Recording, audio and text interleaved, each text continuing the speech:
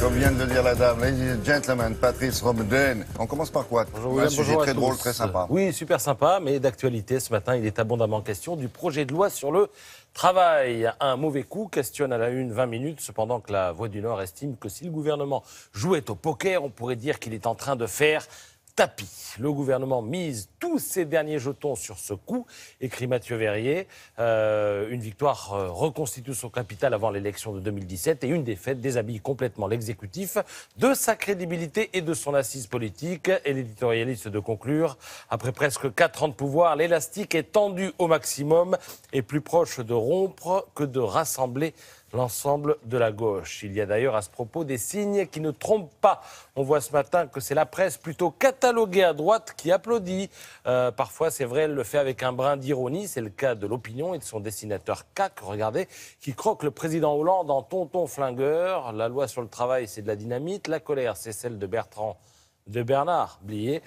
Quant au texte, vous le connaissez par cœur. Moi, quand on m'en fait trop, je correctionne plus, je dynamite, je disperse. Je ventile, pas complètement convaincu. William parle dessin? Non, oui. je trouve que la caricature n'est pas terrible. Mais bon. Alors à l'Opinion, ils ont aussi un peu tendance à se marrer doucement. François Hollande est qualifié de réformateur de la dernière heure, idée que véhiculent volontiers les Échos. Faute d'avoir lancé l'essentiel des réformes au lendemain de la présidentielle, eh bien il tente de se rattraper sur le tard, écrit Cécile Cornudet. Salve d'applaudissements encore plus franche du côté du Figaro. Le projet de réforme du Code du travail s'attire les foudres des syndicats et d'une bonne partie de la gauche. C'est donc le signe qu'il va dans le bon sens, persifle Yves Tréhard, qui balance ce matin au gouvernement en un édito, un seul, plus d'éloges qu'il n'en a jamais balancé depuis le jour lointain où il obtint sa carte de presse journaliste stagiaire, puisqu'il parle de projets ambitieux, voire révolutionnaires sur certains points qui prévoient de donner plus de liberté aux entreprises pour s'organiser comme elles l'entendent ou presque. Et remarquez, pour s'organiser un peu comme elles le veulent, certaines entreprises n'ont pas attendu, c'est un peu caricatural comme raccourci, mais il y a quand même cette réalité ce matin qui va déranger à mon avis. C'est la une de l'Humanité, je vous résume les choses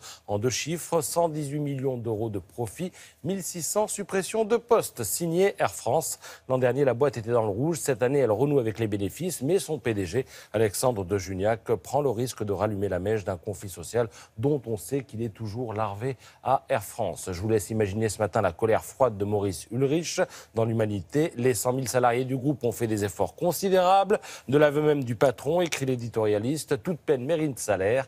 Le voici, ce sera 1600 postes en moins. Fin de l'histoire. Alors, toute autre chose maintenant dans Libération. À Montpellier, on apprend qu'à l'hôpital Saint-Éloi, il existe des consultations pour parents martyrisés par leurs enfants. Oui. Dans certaines maisons, ce sont les gamins qui font la loi. Alors, il faut savoir que la tyrannie s'installe souvent progressivement. Des enfants demandent, par exemple, à leurs parents d'entrer dans leurs rituels, comme le classement maniaque de leurs peluches. Papa, maman, classer mes peluches de la petite à la plus grande, par exemple. Et si l'acte n'est pas bien exécuté aux yeux de l'enfant, eh bien, l'adulte doit recommencer. Donc, si votre enfant vous fait ce coup-là, commencez-vous à poser des questions. Et Marcel Ruffo, lui, dans Libération ce matin, explique que les parents veulent séduire et non plus éduquer. Et c'est pour ça qu'on en arrive là.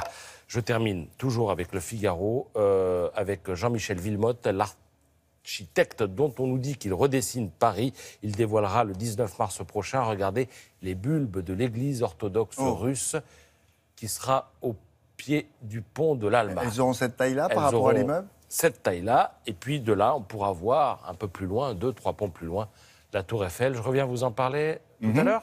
Très bien, à tout à l'heure. La météo maintenant avec elle et